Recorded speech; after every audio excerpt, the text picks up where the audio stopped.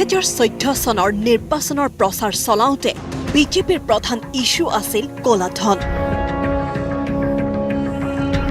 তেতিয়াৰ প্ৰধানমন্ত্ৰী পদৰ প্ৰাৰ্থী নৰেন্দ্ৰ মোদীয়ে ঘোষণা কৰিছিল কলা ধন ঘূৰাই অনাৰ। মোদীৰ अच्छे দিনৰ সপোন কলা ধন উভতি আহিব, সকলোৰে একাউণ্টত সোমাব 15 পৰা 20 লাখ। एक बार ये जो चोर लुटेरों के पैसे विदेशी बैंकों में जमा है ना, उतने भी हम रुपये ले आए ना, तो भी हिंदुस्तान के एक एक गरीब आदमी को मुफ्त में 15-20 लाख रुपए यूं ही मिल जाएगा।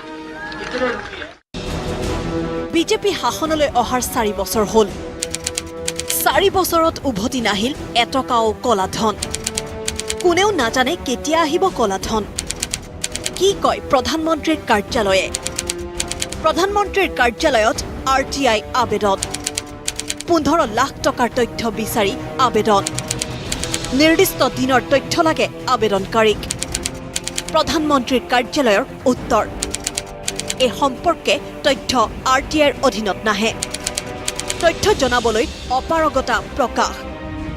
পৰৱৰ্তী সময়ত বিজেপি সভাপতি অমিত শ্বাহে ABP নিউজৰ এক সাক্ষাৎকাৰত মোদীৰ এই ঘোষণা নিৰ্বাচনী প্ৰচাৰ বুলিহে মন্তব্য কৰিছিল। ये जुमला है, किसी के अकाउंट में 15 लाख रुपया कभी नहीं जाता, वो उनको भी मालूम है और आपको भी मालूम है, देश की जनता को भी मालूम है।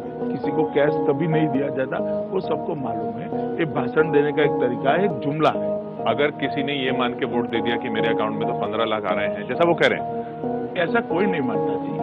आप बताइए ना, आप मानते हैं? नहीं, मैं तो ये मानता हूँ कि ये चुनावी भाषण में वजन डालने के लिए वजन डालने के लिए बोली गई हुई बात है।